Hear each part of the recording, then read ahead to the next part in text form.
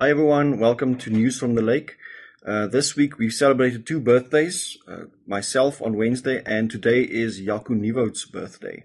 We would also like to congratulate Paula Kappa.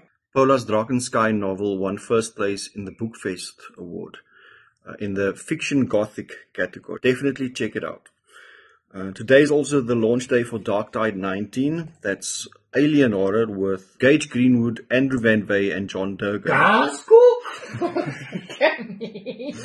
We signed on 2 new books for Crystal Lake.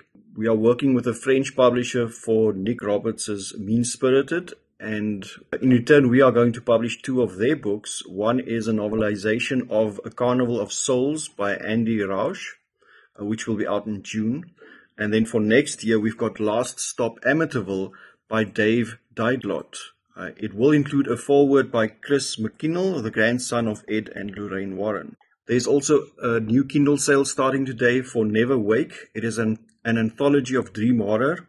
It includes stories by Philip Fracassi, Eric LaRocca, Gwendolyn Kiss, Todd Kiesling, Steve Rasnick-Tem, and many more. Authors, remember that we also have our flash fiction contest. Check out the link in the description for the submission guidelines. This is a free contest and it includes cash and publication prizes. Also like to congratulate Del Howison, who is receiving the HWA Lifetime Achievement Award.